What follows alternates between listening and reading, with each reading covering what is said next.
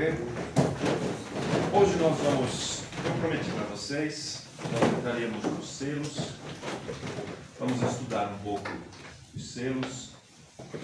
Porém, antes de nós entrarmos nos selos, nós precisamos mostrar aquilo que o profeta mostrou.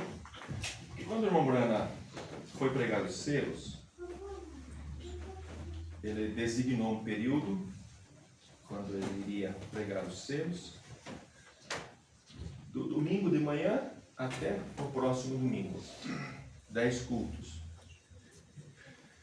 E no domingo pela manhã ele pregou a mensagem Deus ocultando-se e revelando-se na simplicidade. Deus ocultando-se na simplicidade e revelando-se através da mesma. Por que ele pregou isso?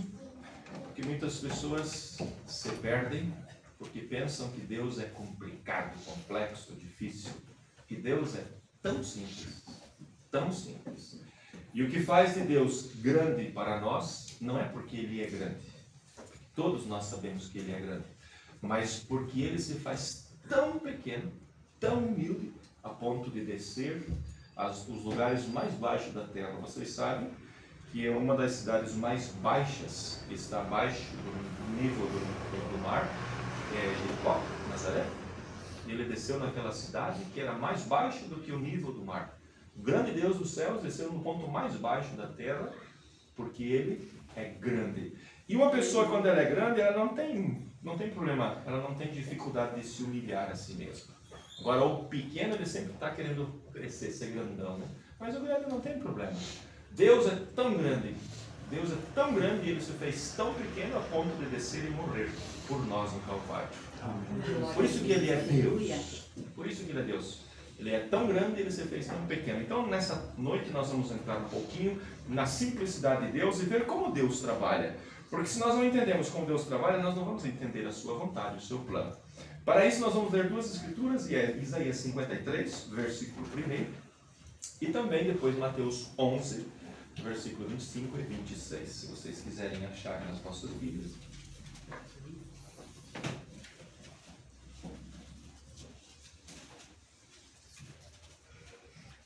Muitas pessoas pensam, muitos teólogos, muitas pessoas estudadas, e eu não estou contra o estudo, tá? Eu creio e eu apoio estudar. Você precisa, jovens, vocês precisam estudar. Passou o tempo em que você tinha a quarta forte, repetia umas 18 vezes para ficar bem forte. Passou esse tempo. Hoje você precisa estudar. Você precisa. Se você estudar, você se formar, você tiver uma faculdade. Agora, é claro, você não vai lá fazer qualquer faculdade só para dizer que tem terceiro grau. Faça algo que dê uma profissão na vida. É tão bom quando você vê um jovem se formando, ele se forma, ele arruma o seu emprego, não precisa ir rachar lenha, né? Não que isso não seja um serviço digno, claro que é, mas é um serviço sofrido, né? Pedreiro, carpinteiro, é muito sofrido. Nós, como pais, não gostaríamos. Eu não gostaria de ver meu filho lá trabalhando de servente de pedreiro, não gostaria. Então estuda, meu filho, ó.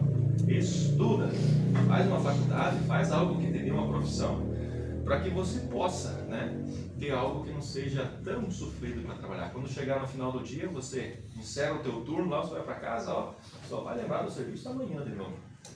Mas quem trabalha na agricultura, né, meu irmão, não é bem assim, né? O cara às vezes está lá preocupado com a vaquinha que ficou doente, e tal, e tem que plantar, e o tempo não deixa, e tem que colher, o tempo não deixa. Então, cada um tem a sua profissão. E todas as profissões são dignas, mas eu digo para vocês, jovens, estude, tenha uma profissão na vida, né?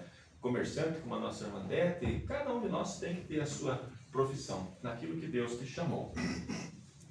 Mas não é o estudo que nos faz grande. Eu trabalho com pessoas bem estudadas, médicos, que é uma das classes mais advogados, eu trabalho com essa gente. E quando você conversa com certas pessoas, você vê que o estudo não dá educação. Há muitas pessoas que são estudadas e que são educadas, mas há muitas pessoas que são estudadas que não têm educação nenhuma. E há um coitado, tipo a gente, assim, que é tão simples e tão educado, Então, é uma coisa tão bela, Então, Deus, Ele se oculta na simplicidade e revela-se através da mesma. Não é que nós sejamos contra a instrução. E há muitas pessoas que leem a Bíblia, estudam e procuram e querem saber e já leram a Bíblia, mas não tem revelação. A revelação vem do Pai dos céus. É Ele que dá a revelação a quem Ele quer. E é para mim e para você que somos, como dizia o pastor Antoninho, um zarincó. Não sei nem o que significa isso, né? Deve ser uma pessoa muito comum, né?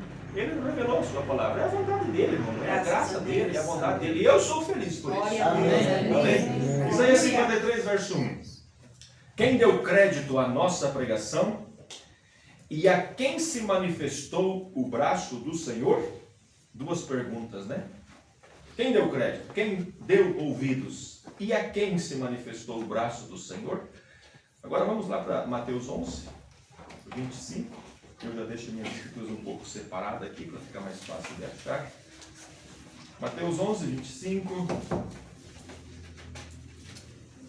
e o 26. A primeira escritura é: quem deu crédito à nossa pregação? E a segunda escritura é: naquele tempo, respondendo Jesus, disse: graças te dou, ó Pai, Senhor do céu e da terra, que ocultaste estas coisas aos sábios e instruídos e as revelastes aos pequeninos. Sim, ó Pai, porque assim te aprouve. Oremos. Bom Deus, o Senhor nos incluiu nesses pequeninos, entre esses 8 bilhões de pessoas que estão habitando a Terra. O Senhor incluiu nós nas tuas economias. Quantas pessoas melhores, mais sábias, mais instruídas, mais capazes do que nós. Mas o Senhor nos escolheu e o que resta a nós ser agradecido. Muito obrigado, Pai, por tua graça, por tua bondade. Agora, fala conosco nessa noite através da tua palavra, porque a tua palavra é o que deve falar com nós. É ela que muda os nossos pensamentos, as nossas atitudes, é ela que nos faz ser conforme o Senhor é. Fala conosco no nome de Jesus Cristo, nós rogamos. Amém. Amém. Podem assentar, irmãos.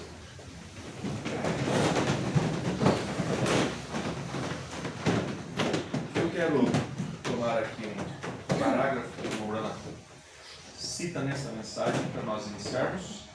Nesse livro, né, uma coleção de 10 mensagens, a revelação dos 7 selos. Na primeira mensagem que o Morana prega, que é essa mensagem, Deus ocultando-se e revelando-se em simplicidade. No parágrafo 114, o Romana diz assim: agora, os homens têm suas próprias ideias do que Deus deve ser e do que Ele vai fazer. Cada ser humano tem as suas próprias ideias. E se Deus ouvisse as nossas ideias, Ele estaria todo em confusão. Porque cada ser humano vai querer dar a sua opinião. Deus, o senhor tem que fazer isso. Deus, o senhor tem que fazer aquilo. Deus, o senhor tem que fazer aquilo. Ainda bem que Deus é soberano, né? Que Ele sabe o que fazer e quando fazer. Porque se Ele fosse ouvir a ideia do homem, cada um de nós tem a sua ideia e quer dizer para Deus o que Deus deve fazer ou não. Isso é uma coisa interessante, irmão. Deixa eu parar aqui só um pouquinho. Quando você olha, por exemplo, quando Jesus entrou em Jerusalém no dia da festa, você vai encontrar que Jesus entrou em Jerusalém no dia da festa e os fariseus, os religiosos e mesmo aqueles que criam nele estavam esperando que Jesus entrasse pela porta dourada, aquela porta que vocês sabem que hoje está fechada. Aquele muçulmano lacrou aquela porta de Jerusalém, a porta oriental, por onde o Messias deveria entrar. Quando os muçulmanos eles dominaram, o reino muçulmano dominou, um daqueles sheik, né? um daqueles muçulmanos, ele soube dessa profecia e ele lacrou a porta. Mas no tempo de Jesus ela não estava lacrada. Além desse muçulmano, eu me esqueci o nome dele, lacrar aquela porta, ele fez um cemitério na frente daquela porta por onde o Messias deve entrar. Por que ele fez isso? Porque um judeu, segundo a lei, ele não pode tocar em mortos, senão ele se torna impuro. Por isso que ele fechou a porta e pôs um cemitério na frente, porque um dia Jesus voltará e aquela porta deverá estar aberta para ele entrar por ali, em Jerusalém. Mas quando Jesus estava aqui na terra, eu creio que foi na segunda Páscoa, Jesus passou por 3 Páscoas, a primeira, a segunda e a terceira ele foi crucificado, no tempo do ministério dele. Quando ele foi na segunda Páscoa, ele veio para entrar em Jerusalém, e todos esperavam que ele entrasse por aquele portão dourado, porta dourada, mas ele não entrou pela porta dourada. Por que ele não entrou? Ele não entrou pela porta dourada porque não era o tempo do rei, era o tempo da ovelha, era o tempo do cordeiro. E ele foi e entrou pela porta do cordeiro, a porta dos fundos de Jerusalém. Jerusalém tinha 12 portas. Tinha a porta do lixo, tinha a porta dourada, todas as têm 12 portas. E Jesus não entrou pela porta que eles esperavam que ele ia entrar. Ele entrou pela porta dos fundos e foi até o tanque de Betesda. Aquele lado de Jerusalém tinha 3 tanques. E um deles era chamado Betesda. Por que tinha 3 tanques lá? Porque quando aquele judeu trazia a ovelha para ser sacrificada, a ovelha tem lã e ela deveria ser sacrificada com a lã. Como que aquele sacerdote ele iria ver se aquela ovelha tinha alguma sarna, ou se ela tinha alguma doença, ou se ela era quebrada? O que aquele sacerdote fazia? Ele lavava a ovelha naquele tanque para a lã se assentar, e então, depois do sacrifício lavado, a lã se assentava e ele podia apalpar aquela ovelha, ver se tinha, ou aquele cordeiro, ver se tinha alguma lesão, alguma machucadura. Por isso que tinha 3 tanques, e um daqueles tanques era chamado tanque de Betesda. E a Bíblia diz que uma vez por ano, um anjo do Senhor descia, movimentava as águas daquele tanque, e quem entrasse no tanque primeiro, não importa a doença que tivesse, sarava. Não importa a doença que tivesse, ele sarava. E Jesus entrou por aquela porta, e ele foi, e a Bíblia diz que lá havia uma multidão de gente, coxos, mancos, leprosos, todos os tipos de pessoas doentes estavam ali esperando, pensa, fitando aquela água, esperando o mover da água para o primeiro pular dentro. E Jesus foi passando, quem sabe, por um, por outro, dizendo, dá licença, deixa eu passar, deixa eu passar, deixa eu passar. E foi até que ele chegou em um homem. E aquele único homem que ele foi, era um homem que não tinha uma doença que o mataria. Ele era coxo, ele andava, ele conseguia se arrastar, mas ele não conseguia caminhar. E Jesus foi só naquele único homem, um único homem, e sarou aquele único homem, virou as costas e foi embora. Se fosse eu e você que estivesse ali, o que nós diríamos para Jesus? Senhor, o Senhor vai curar com todo o poder que o Senhor tem. Eu estou dizendo isso porque o profeta disse, se nós fôssemos, todos nós queremos dar uma ideia para Deus de como Deus deve fazer, o que Deus deve fazer. Se nós estivéssemos ali, será que nós não iríamos parar Jesus e dizer, Senhor, olha lá, olha a situação daquele homem, está muito pior do que isso, por que o Senhor não curou aquele? Sabe por que Jesus não curou aquele? Porque ele disse, o filho só faz aquilo que vê o pai fazer. O filho só faz aquilo que vê o pai fazer. Jesus não fazia nada que o pai não lhe mostrasse.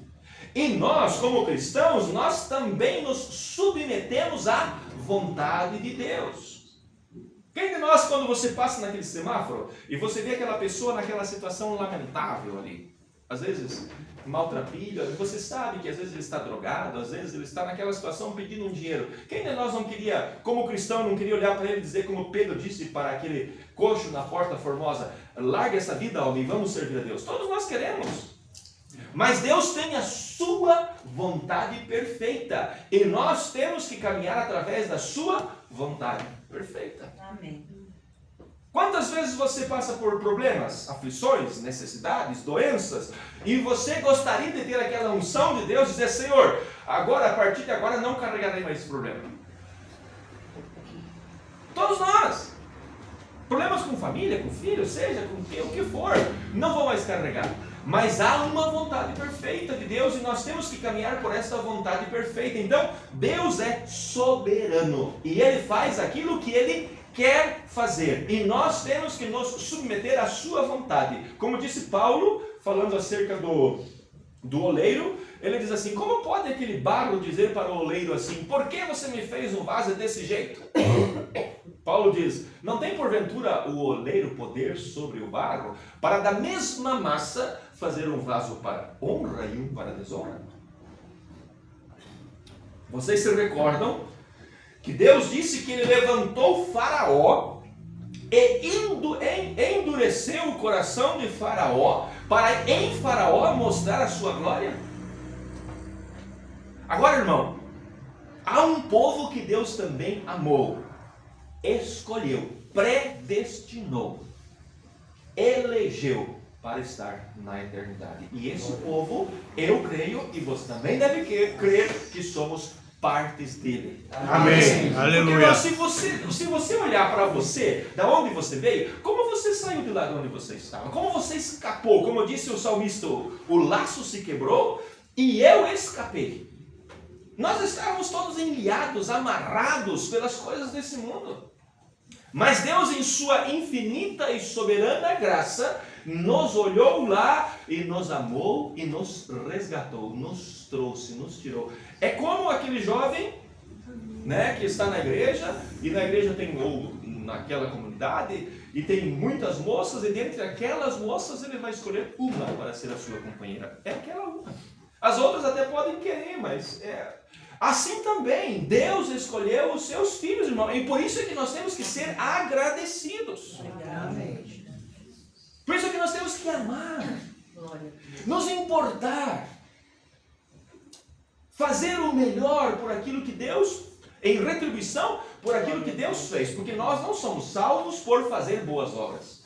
Nós não somos salvos por isso. Nós não somos salvos por cantar, nós não somos salvos por orar, nós somos salvos porque Ele nos amou. Amém. A Bíblia diz que Deus amou o mundo de tal maneira que deu o seu Filho unigênito.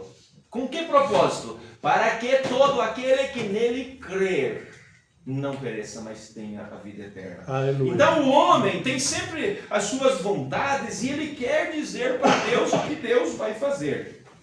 E como já muitas vezes fiz esta velha afirmação, que o homem ainda permanece homem. O ser humano ainda permanece ser humano. Às vezes, ele quer dizer para o pastor, faça isso, ou quer dizer para a mãe, o filho quer dizer, mãe, faça isso, ou... É o ser humano, ele continua sendo o ser humano.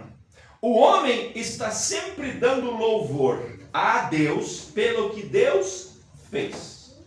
Nós olhamos e nós agradecemos a Deus. Obrigado, Senhor, por Moisés. Obrigado por Noé. Obrigado por Jesus. Obrigado por Paulo. Obrigado pelo irmão Brana. Obrigado pelo pastor. O irmão Brana diz que o homem está sempre agradecendo a Deus pelo que Deus fez e sempre esperando o que Deus fará. O homem consegue ver o que Deus fez e agradece. Consegue olhar na Bíblia e ver as promessas de Deus e ver o que Deus fará no futuro. Mas olha o que diz o profeta. E ignorando o que Deus está fazendo hoje. Por que o homem ignora o que Deus está fazendo hoje? Qual é a causa? É que o homem sempre está olhando para Deus, esperando de Deus algo grande. E Deus não faz palhaçada. Deus não faz... Como diz, Deus não faz brincadeira, Deus não mostra o seu poder simplesmente porque não tem o que fazer. Deus mostra o seu poder com um propósito, com um objetivo. Amém. Por isso que o homem consegue olhar para Moisés e dizer como Moisés foi grande, como Deus foi grande com Moisés, como Deus abençoou Moisés. E não consegue ver o que Deus está fazendo hoje. Ele consegue olhar para frente e ver que vem o juízo, porque a Bíblia diz que vem juízo, que a lua se escurecerá, o sol escurecerá, a lua não dará o seu brilho, que haverá guerras, porque a Bíblia diz isso. Mas e hoje, o que é que Deus está fazendo? Será que Deus está de braços cruzados e não está fazendo nada? Não, Deus está trabalhando, e aquele hino que nós cantamos, Deus trabalha por aqueles que nele confiam.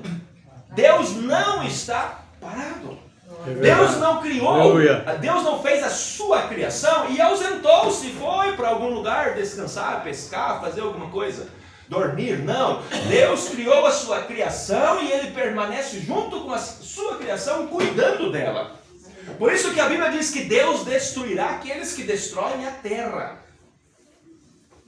Por quê? Porque Deus criou, quando Ele criou as coisas no princípio, Ele as criou perfeita. O homem não tem que ir lá e mudar nada. Mas o que o homem tem feito? Tem entrado na natureza a ponto de mudar as células do próprio alimento que nós comemos. Se antigamente o problema era o híbrido, e hoje com os transgênicos e a mistura? Pensa, irmão, eu não sei bem como que funciona essa coisa de transgênico, milho transgênico, trigo transgênico, soja transgênico. Eu não sei que tipo de genes, de que eles tiraram aqueles genes e colocam naquele produto ali. Será que isso vai fazer bem para nós?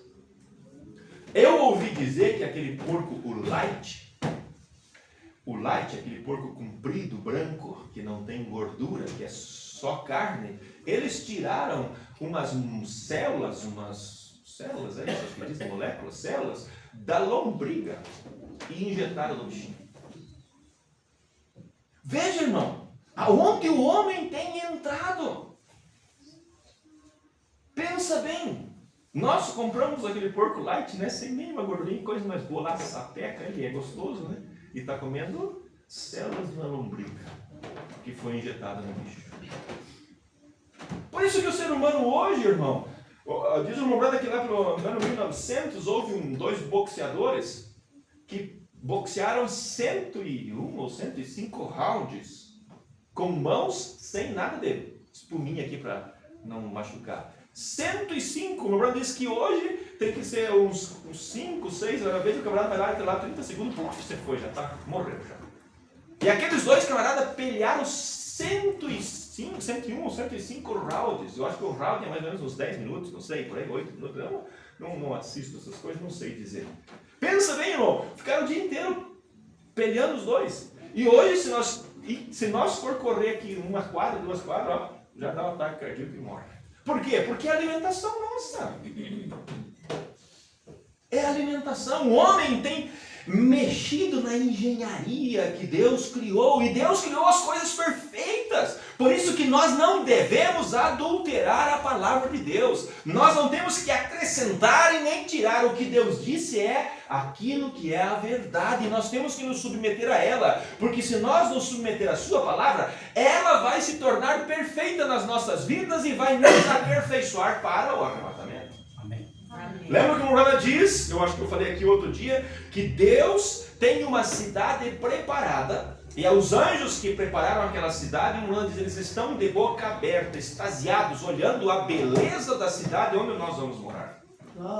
E ele diz, aquela cidade foi preparada para um povo preparado. Não é qualquer um, não é de qualquer jeito que nós vamos entrar ali. Quarta-feira eu falei aqui sobre a escritura que Jesus disse, estreita é a porta, apertado é o caminho, e há poucas pessoas que o encontram esse caminho.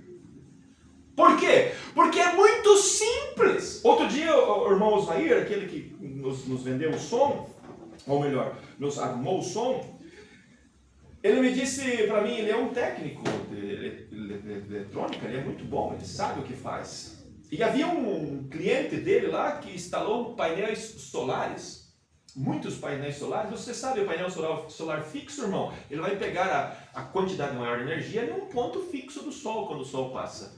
Ele disse, eu faço um sistema para ti, que o painel solar ele vai girando junto com o sol, ele vai ficar sempre em 90 graus, né? Incidência reta de luz, sempre 90 graus com o sol. Ele vai girando até quando chegar de tardezinho. Quando chegar de tardezinho, ele reseta e volta lá no começo e espera o sol nascer. E o cara disse para ele, quanto que vai me cobrar por isso? Eu tenho que cobrar uns 5 mil. Não vou fazer muito, isso é uma coisa muito simples, muito barata. Se fosse mais caro, eu até acho que dava, funcionaria, mas não vai funcionar. Irmão, da mesma forma, as pessoas olham para o Evangelho e dizem, não, é muito simples, isso aí não vai dar certo. Mas é a palavra de Deus, vai funcionar. Glória a Deus. Aleluia. Não era simples a ideia de Noé construir uma arca, porque a terra vai ter um dilúvio, vai encher de água, as montanhas mais altas vão ser inundadas, eu vou construir um barco e vou colocar dentro desse barco todos os animais e todas as pessoas que quiserem entrar nesse barco para nós cruzarmos através dessa inundação. Era uma ideia muito simples. E a ciência evoluída do tempo de Noé, o Bruno diz que eles tinham a capacidade de, eles que criaram, não, eles que construíram as pirâmides, as esfinges. Eles tinham um telescópio que eles podiam olhar para cima e dizer: Noé, você está louco, homem. Nunca choveu na terra, porque até o dilúvio não havia chovido. A Bíblia diz que a terra era regada por uma névoa. Nunca choveu. Nós estamos olhando para os nossos aparelhos, vamos dizer, a satélites lá em cima, mostrando que não tem chuva, que não vai dar onda. Essa tua ideia é maluca. E ainda construir uma arca, um barco de madeira de gofer. Se fosse de aço, né? Aço 1035 ou 1045, um aço forte, então aí eu acredito, mas de madeira. Não é. E quando esse barco ficar desgovernado e o vento que assoprar, se realmente isso acontecer, e a inundação e começar a correr a água e se jogar numa rocha, vai quebrar tudo, vai esmigalhar tudo. Mas não esmigalhou, sabe por quê? Porque era a palavra de Deus. Era simples, era. Mas aquela coisa simples, feita segundo a vontade de Deus, saiu de um lado do dilúvio e atravessou o dilúvio e pousou lá no Monte Ararat. E levou Noé em segurança, os animais em segurança, do velho mundo para o novo mundo. Era simples demais, mas era a palavra de Deus e funcionou. Agora hoje as pessoas elas querem coisas muito requintadas. Aquela simplicidade da vida cristã, as pessoas não querem mais. A música tem que ter os instrumentos. Blá, blá, blá, blá.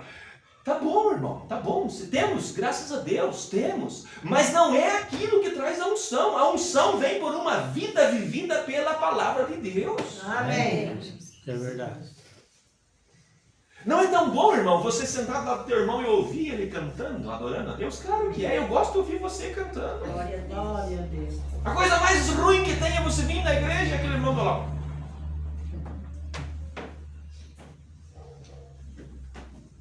Tá, eu não digo que nós estamos todos os dias, nós estamos nesse ouvindo assim, na verdade ele está meio burrento, né?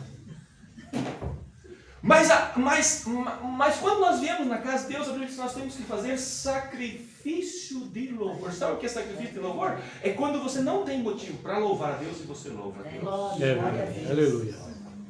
A Bíblia diz que quando Jó caiu naquela situação difícil, que aqueles mensageiros vinham um atrás do outro e diziam para Jó: Jó, os teus camelos foram roubados. Quando aquele terminava de falar, chegava o outro. Os teus bois foram roubados. Aquele terminou de falar, chegava o outro. O diabo organizou de uma forma tão metódica que terminavam de falar, chegava o outro. Terminava, e a última notícia que Jó recebeu, aquele homem chegou esbafando: Jó, os teus filhos estavam reunidos na casa do seu irmão mais velho e veio um fogo do céu, uma tempestade, e a casa caiu sobre eles e matou eles. Sabe o que foi que Jó fez? Jó tinha toda a razão de dizer: mas eu tenho servido a Deus toda a vida. E olha o que me aconteceu. Sabe o que Jó fez? Ele disse: Jó rasgou as suas vestes, jogou-se ao pó e disse: Deus tomou, louvado seja Deus. Glória a Deus. Aleluia. E Jó saiu daquele problema ou não saiu? Amém. Saiu 2 vezes mais rico do que quando ele estava antes.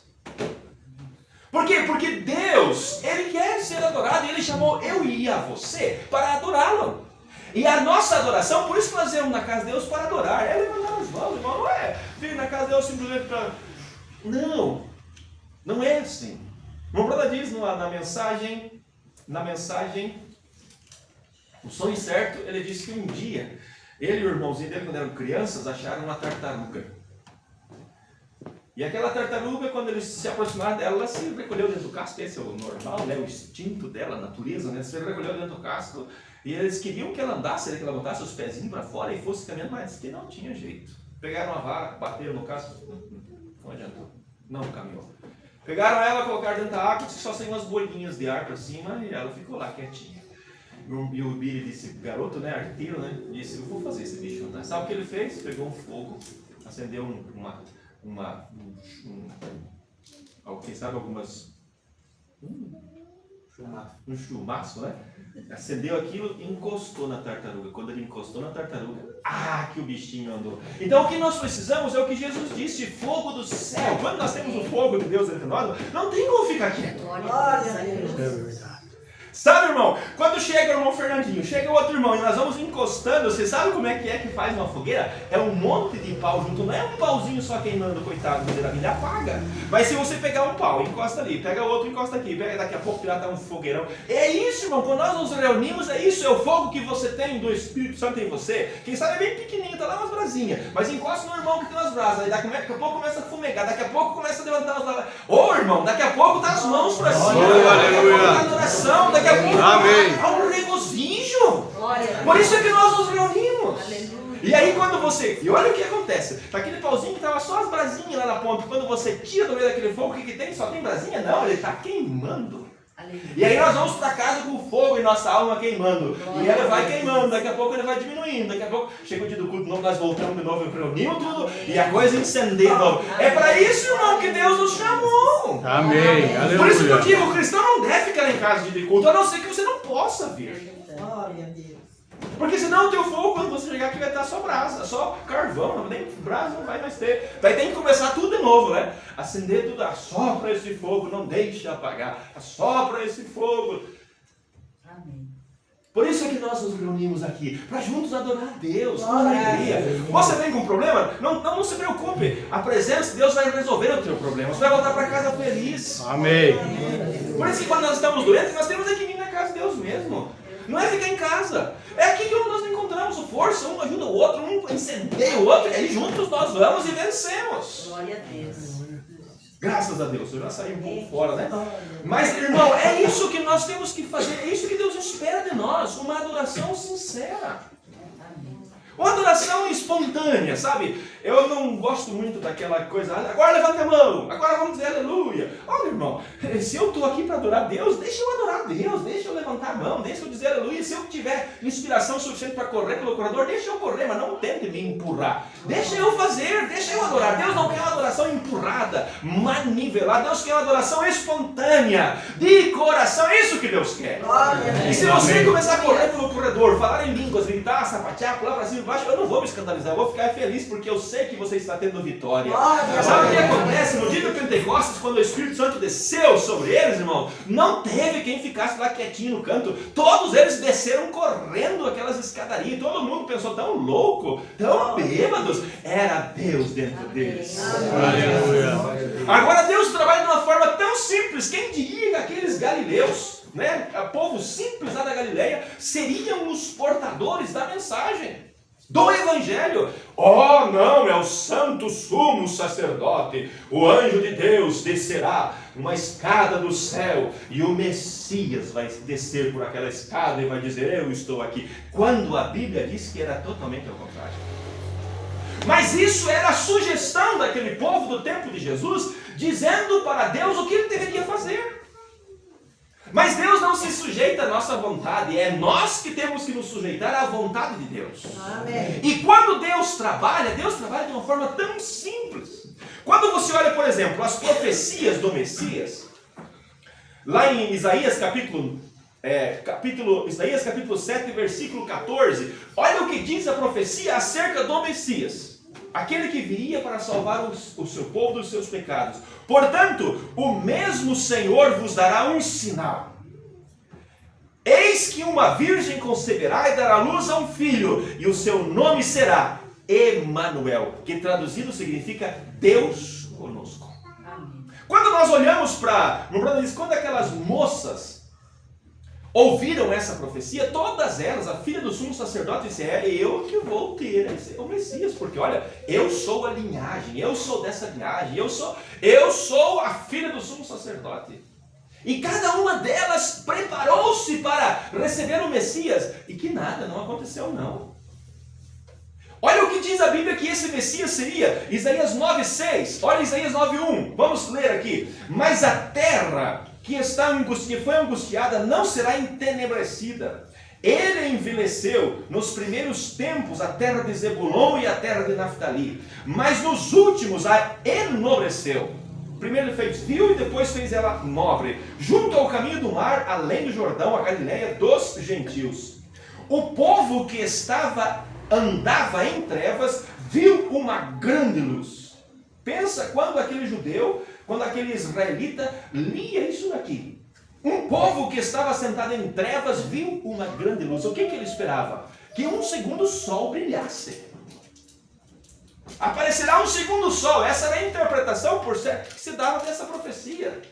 Uma grande luz vai brilhar para esse povo. Lá na terra de Zebulon, de Naftali, vai brilhar uma grande luz. Era isso que eles esperavam.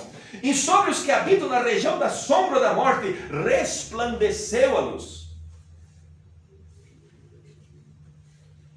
Porque toda a armadura daqueles que pelejavam com ruído e com vestes que rolavam no sangue serão queimadas, servirão como pasto. Porque um menino nos nasceu e um filho se nos deu, e o principado está sobre os seus ombros, e o seu nome será Maravilhoso, Conselheiro, Deus Forte, Pai da Eternidade e Príncipe da Paz. Quando aquele israelita lia isso, o que ele esperava? O que vinha na mente dele? Será uma coisa estupenda. Agora olha o que a Bíblia diz, falando sobre o Messias em Malaquias capítulo 3. Deixa eu achar aqui para nós ler. Malaquias capítulo 3. A profecia de Malaquias. Eis que eu envio o meu anjo que preparará o caminho diante de mim. E de repente virá ao seu templo o Senhor, a quem vós buscais, o anjo do concerto a quem vós desejais. Eis que vem, diz o Senhor dos exércitos. Agora quando nós vamos para Malaquias capítulo 4, olha o que a Bíblia diz. Porque eis que aquele dia vem ardendo como forno. Vem ardendo como forno. Aquele israelita, quando ele lia aquelas profecias acerca de Jesus, acerca do Messias, o que ele pensava? É algo estupendo. Por isso que aquele sacerdote, quando Jesus entrou em cena, eles olharam para Jesus e disseram: é tu mesmo, o Messias? Um homem pequeno? Eles esperavam um brutamonte musculoso, um Saul, 2 metros e pouco de altura. Lá veio Jesus, um homem pequeno, porque a Bíblia diz em Isaías 53 que ele era como raiz de uma terra seca. Sabe o que é a raiz de uma terra seca? Nós nem temos aqui o que é a raiz de terra seca, nossa terra é tudo irrigada. A raiz de terra seca no deserto ela é tudo torcida, ela é uma coisa horrível. E a Bíblia diz que este Messias seria como a raiz de uma terra seca. E a Bíblia diz, lá vem ele humilde, manso, sentado sobre um jumentinho, um animal de carga. Mas aqueles israelitas, eles esperavam a vinda do Messias de uma forma tão estupenda, como a escada de Jacó. Eles achavam que o Messias desceria uma escada na porta do templo, lá estaria o sacerdote vestido com as suas vestes sacerdotais, e ele chegaria e se apresentaria para o sacerdote: eu sou o Messias. E como foi que aquele Messias veio?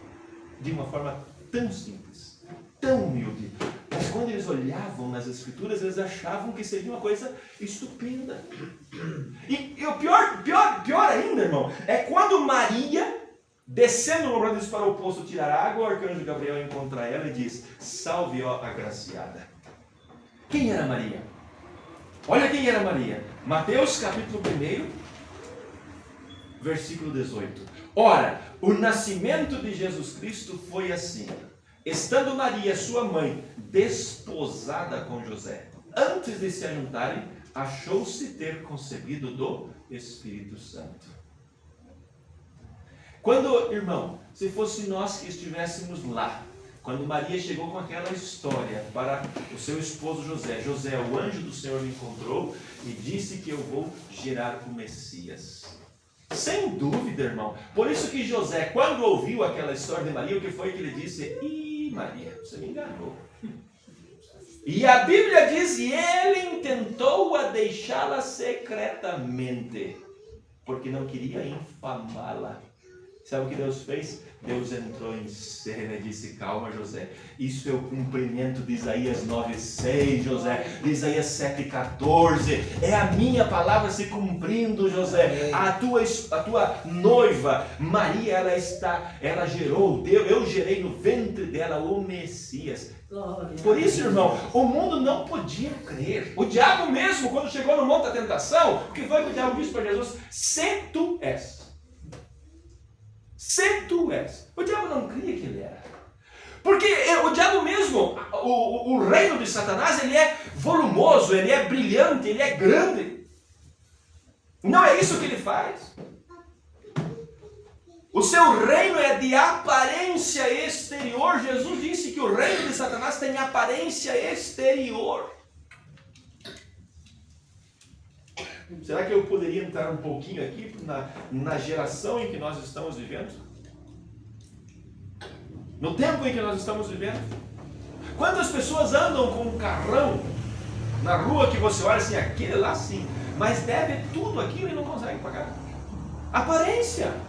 E aquele rapaz, né, compra aquele carro, às vezes ganha 2 mil por mês, coitadinho, não consegue sustentar nem um Quid, né, que gasta bem pouquinho, vai lá e compra um homem grandão, né, carrão, compra lá um Vectra, compra lá, sei lá, um carrão, uma caminhoneta, rebaixa, põe som, nem dinheiro para abastecer o coitado não tem, passa pela rua e as moças ficam olhando, meu, que homem, que coisa.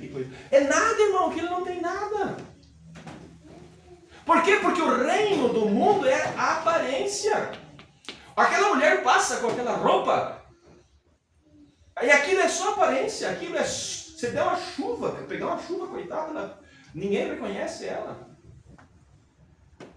Se chegar de morrer, daqui uns anos, quando os arqueólogos encontrar as pessoas que morreram hoje, daqui uns anos eles vão se surpreender de coisas que eles vão achar no túmulo que não pertence ao corpo do ser humano. Porque o reino do diabo é a aparência, mas o reino dos céus ele é simples e humilde, mas é real, é verdadeiro. Amém, aleluia. Glória a Deus. Olha para aquela moça, os dentes lindos, bonitos, mas aquilo é tudo placas que foram coladas em cima, às vezes o dente é tudo atravessado. Mas lá está a aparência. Esses dias eu ouvi uma notícia que um certo chinês casou-se com uma moça, com uma mulher, né? E teve 2 ou 3 filhos com ela, e os filhos eram muito feios. E ele disse que um dia ele encontrou ela sem maquiagem. E ele disse, não dá, né? Acabou o casamento, porque ele casou com ela, ela era só maquiada. Ele nunca tinha visto ela sem maquiagem. Ele olhou para os filhos, coitadinho, né? Eram feinhos. E ele disse, não, acabou o casamento. Irmão, esses dias eu peguei no WhatsApp uma colega de serviço, uma foto da colega de serviço no WhatsApp, eu não reconheci ela. Aparência exterior. Por isso que o cristão ele não tem aparência, não deve se vestir como o mundo se veste. Eu não digo que você tem que dar maltrapilho, né? Como eu disse outro dia, o irmão levanta a mão assim, o irmão cai, acha que é porque caiu porque o sovaco derrubou, né? Nós temos que usar o nosso, o perfume, isso é certo. Antigamente perfume não se podia usar. Nós temos que usar, mas nós não podemos nos infiltrar nesse mundo e achar que a aparência do mundo exterior é aquilo que está interior. Não. Tem jovens que casam com moças belas, mas não sabem fazer um arroz, não sabem cozinhar um feijão, não sabem fazer uma carne, não sabem limpar uma casa. E o que segura o casamento é a aparência ou vocês que são casados, o que segura o casamento? É chegar em casa e ter o almoço para você comer, a casa limpa, ou é chegar em casa e ver a mulher empiriquitada lá? E homem? A mesma coisa, irmão. A mulher não quer saber se no final do mês, chegou o final do mês, você está lá bonitão, com o cabelo bem Chanel, bem arrumado. Ela quer saber se você tem dinheiro para pagar as contas. Ou chega o final do mês, vai cortar a tua luz, a tua água, e daí você vai viver do quê? Mas o mundo é isso, irmão, é aparência exterior. Mas nós como cristãos, nós não devemos ser desta maneira. Jesus não foi dessa maneira. Quando alguém chegou e disse para ele, mestre, mostra-me, aonde é que o senhor mora? Sabe o que foi que Jesus disse? As raposas têm seus covis, os passarinhos têm os seus ninhos, o filho do homem não tem aonde reclinar a sua cabeça. Mas ele era o rei, o dono dos céus e da terra, e ele não tinha uma casa onde reclinar a cabeça, não tinha uma cama onde deitar, irmão. Porque o reino dos céus vem sem aparência exterior. Glória a Deus. Não é beleza exterior, não é aparência exterior, é aquele espírito manso, sincero, humilde. Sabe quando vem aquele problema lá no lar, na casa, na família? Quando acontece aqueles problemas na família, às vezes um filho dá problema, aquele casal, eles têm a capacidade de assentar os dois e conversar e ver como resolver aquele assunto. Vocês se recordam quando a filha do irmão Brana, Rebeca, ela começou a tocar aquelas rock and roll, e o irmão Brana chegou em casa e pegou ela tocando rock and roll no piano da casa. E aquilo adoeceu o coração do irmão Brana, porque o irmão Brana veio mostrando que isso é uma música que nasceu no inferno. E hoje nós vemos muito dessas músicas dentro da igreja.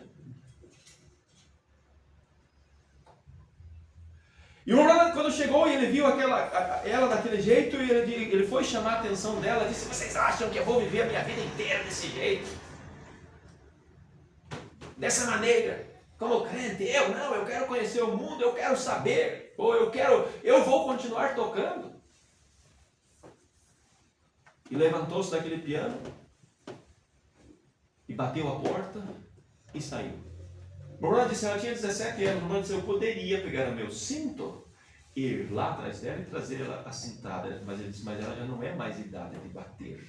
Por isso, pais, nunca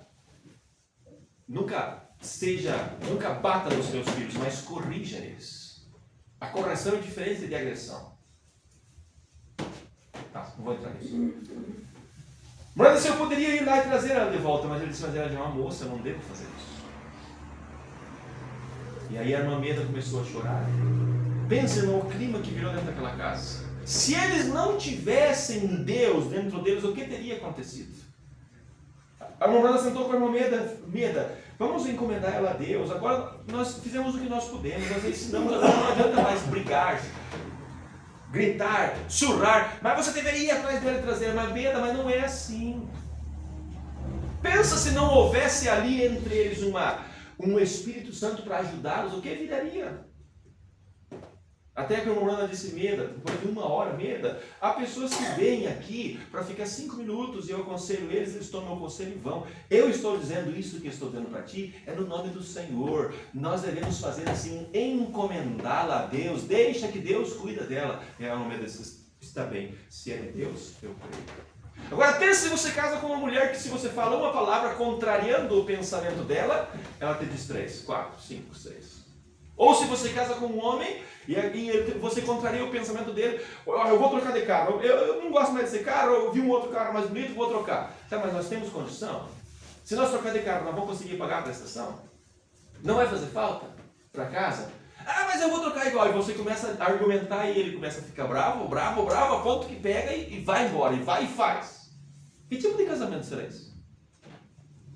Por isso é que nós, como cristãos, nós temos olhar com quem nós casamos. Um espírito manso e humilde. Jesus não brigava com ninguém. Jesus não ficava discutindo, brigando, xingando. Jesus nunca fez isso. Uma vez ele pegou um zarrogue, uma corda, fez uma açoiteira e deu no lombo daqueles que estavam fazendo da casa Deus comércio.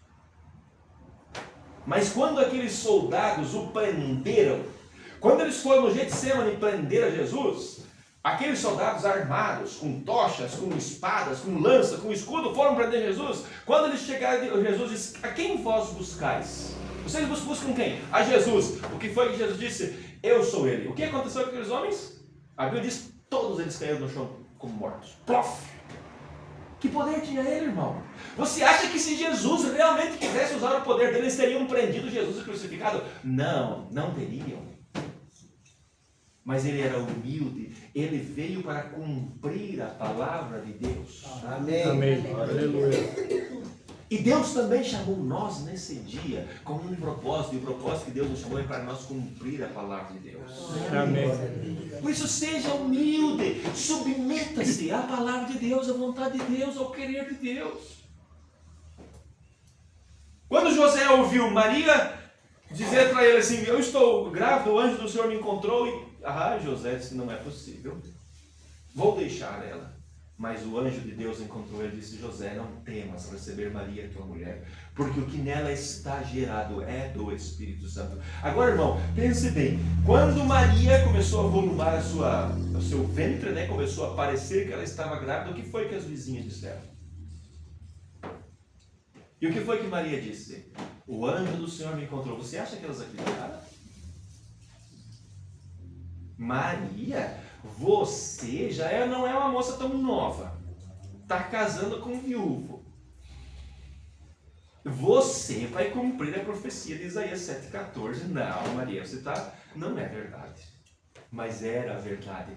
Maria, olha, o sacerdote tem uma filha muito bonita, mas eu fui escolhida. Foi Deus que me escolheu. Olha, irmão, Deus escolheu você, não importa o teu tamanho. Deus escolheu você para você cumprir a profecia deste dia. Um povo seu, especial, zeloso e de boas obras. Caminhe pela sua palavra. Deus trata com as coisas pequenas, humildes, para confundir as grandes. Por que é que Deus não tratou com uma denominação, com as denominações grandes como nós temos no nosso dia, irmão? Por que é que Deus não tratou com eles? Foi tratar com um aqui, com outro acolá, com um lá no interior, com outro na cidade, foi reunindo um por um, bem pouquinhos, e foi recolhendo, Sabe por quê? Porque Deus quer cumprir a sua palavra através dos seus filhos. Amém. Glória a Deus. Agora, quando você olha para a profecia, irmão, e aqui é onde que eu quero ler Malaquias capítulo 4, quando você olha para a profecia do nosso dia, quando nós olhamos para a profecia do nosso dia, olha o que Malaquias 4 diz: porque eis que aquele dia vem ardendo como forno. Que dia? O dia do Senhor. Todos os soberbos e todos os que cometem impiedade serão como palha. E o dia que está para vir os queimará, abrasará, diz o Senhor dos Exércitos, de sorte que não lhes deixará nem raiz e nem rama. Mas para vós que temeis o meu nome, nascerá o sol da justiça, e salvação trará debaixo das suas asas. E saireis e crescereis como bezerro no cevadouro, e pisareis os ímpios que se farão cinza debaixo da planta dos vossos pés. Naquele dia que farei, diz o Senhor dos Exércitos, eis que eu vos envio o profeta Elias antes que venha o dia grande e terrível do Senhor. Quando os religiosos leem isso, eles pensam que é algo estupendo, é algo que está vindo. Não, irmão, Deus usou um homem tão simples, quase analfabeto, para cumprir esta profecia. Sabe por quê? Porque Deus queria tratar era comigo e contigo, não era ele. Ele foi simplesmente o canal que Deus usou. Como diz o pastor Febrônio, nós não bebemos o cano que traz a água, nós bebemos a água que o cano traz. Amém. E saber que esta mensagem que Deus prometeu em todas as escrituras, a segunda vinda de Cristo, se fala mais da segunda vinda de Cristo do que da primeira vinda de Cristo na Bíblia. E saber que Deus nos incluiu, eu e você, humildes, pequenos, simples, muitos de nós iletrados, nem sabem assinar direito o nome. Se for preciso ler a Bíblia, chamar aqui para ler, muitos de nós não conseguem nem ler. E você teve entendimento, foi aberto o entendimento. Irmão, isso é a graça de Deus para conosco. Porque Jesus disse, graças te dou, Pai, porque o Senhor revelou estas coisas aos pequeninos. Amém. É para você que Ele revelou. Para você que Deus enviou um profeta com uma mensagem, com uma revelação. Não é para a denominação, não é para o grande. É para você que crê, você que aceita, você que crê na sua palavra. Aleluia. E Jesus disse, todos aqueles que vierem a mim, de maneira nenhuma eu os lançarei fora, mas estarão comigo lá na eternidade. Glória a Deus. Eu vou preparar-vos um lugar para que onde eu estiver, disse Jesus, estejais vós também. Amém. Por isso, irmão, fique atrás da palavra de Deus, não saia, não duvide. Ele nos cumpriu a sua palavra nesse dia através de um povo simples e está cumprindo a sua palavra através de um povo simples. Amém. Eu e você. Amém. Vamos prosseguir caminhando nesta verdade. Amém. Não é, irmão, não é muita gente, não é muitas pessoas, nós sabemos disso. Embora nós tenhamos que pregar para todos. Jesus disse que era para nós pregar a todos, mas ele sabia que eram poucos. Quando Jesus, com todo o seu ministério, com todo o poder que ele tinha, pregou 3 anos e 6 meses. Quando chegou o dia de Pentecostes, só tinha 120 pessoas no cidade. Só 120. E hoje, irmão? Por isso, o reino dos céus não é com aparência exterior. É algo interno que muda o coração do homem, muda a sua maneira, as suas atitudes, os seus pensamentos e faz agir de uma forma tão humilde e sincera. Amém. Amém? Glória a Deus. Espero que tenha ajudado você a compreender que Deus trabalha de uma forma simples. Irmão, há coisa mais simples do que colocarão as mãos sobre os enfermos e os curarão? Não há coisa mais simples do que isso. É uma coisa tão simples que parece até não ter lógica. Por isso que muitas pessoas não creem. Capaz que eu vou crer numa coisa dessas. Mas e quantas bênçãos vocês têm recebido? Eu tenho recebido através disso. Uma forma tão simples. Jesus disse que quem crer e for batizado será salvo. É uma coisa simples ou não é? É crer e ser batizado. Não é preciso você sair correndo, não é preciso jejuar, não é preciso orar 70 dias. Não, irmão. Jesus disse que quem crer e for batizado é tão simples que muitas pessoas passam por cima e acham que tem que fazer isso, fazer aquilo. Não, irmão. Jesus disse que quem crer e for batizado será salvo. Amém. Amém? Vem aqui, irmão, por favor. Que Deus seja louvado. Eu estou feliz porque eu fui encontrado. Não, porque se não fosse simples, eu não sei se eu conseguiria alcançar. A minha segunda é tão pequena, a tua também. Nós somos tão pequenos, mas Ele nos amou de tal maneira, a ponto de que deu o seu próprio filho para morrer no nosso lugar. Vamos cantar esse número 8 aqui, ó. Deixa-me tocar em teu manto, Senhor. Eu não sei que posição é, irmão, mas eu acho que... Deixa eu ver se eu acho aqui. Deixa-me tocar em teu manto, Senhor, para que eu possa sarar. Deixa-me tocar no teu manto, Senhor, para que eu possa sarar. Se você ainda não tem essa luz,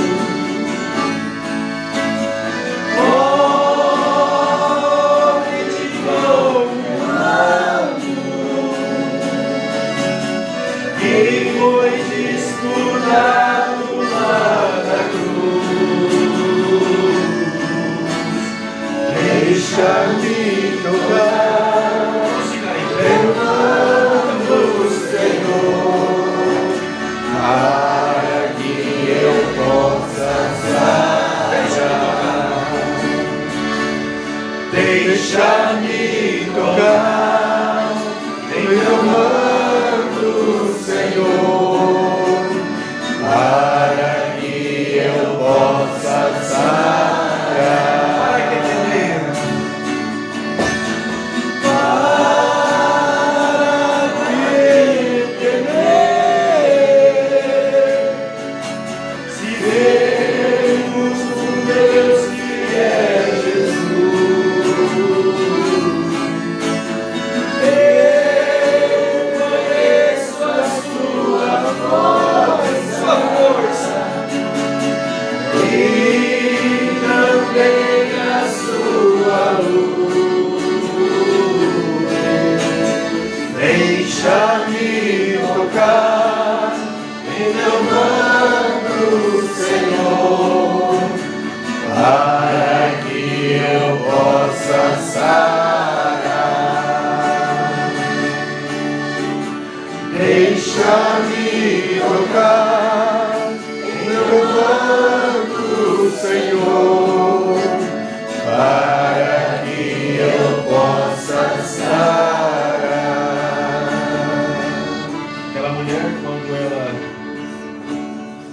viu a Jesus, quando ela ouviu alguém dizer que Jesus tinha curado outra pessoa, e ela estava com aquele fluxo de sangue há muitos anos, ela disse: se eu tão somente tocar nas suas vestes. Não era preciso abraçá-lo, não era preciso nada, era só tocar nas suas vestes. Quantas pessoas que estavam dizendo para ela: mulher, você não vai conseguir, você está fraca, faz 12 anos que você tem esse fluxo de sangue, você não vai conseguir. Mas ela disse, se tão somente eu tocar.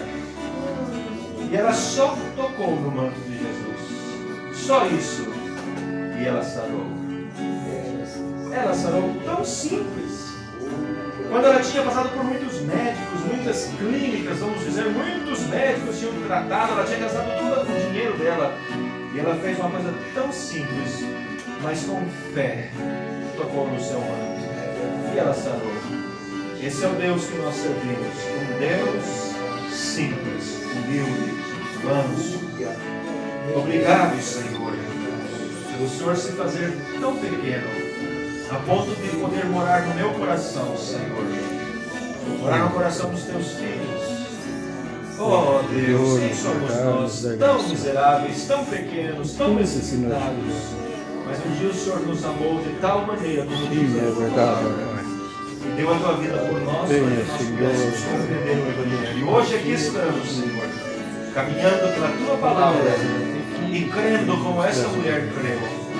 Crendo que o Senhor curará todas as nossas enfermidades espirituais, sarará, Senhor, todos os nossos defeitos de caráter, tirará de nós todos os nossos vícios e malícias do mundo e nos tornará semelhante a Ti. Pela Tua palavra, Senhor. Isto é, pela Tua palavra, Senhor. Porque a Tua palavra que nos corrige, que nos ajusta, que nos faz ser semelhantes a Ti. Somos agradecidos. Muito obrigado, Senhor. No nome de Jesus Cristo. Deixa-me tocar em Teu manto, Senhor, para que eu possa sarar. Deixa-me tocar em Teu manto, Senhor, para que eu possa sarar. Para que ficar temeroso? Para que temer? Se temos um Deus que é Jesus, Eu conheço Sua força. eu conheço a Sua força e também a Sua luz. Deixa-me tocar, Sim, Senhor, Senhor. Senhor, para que eu possa sarar. Deixa-me tocar em Teu manto, Senhor, para que eu possa sarar. Com a tua cabeça inclinada, os teus olhos fechados. Querido Deus, eu não sei quais as necessidades dos teus filhos aqui nesta manhã, mas tu sabes.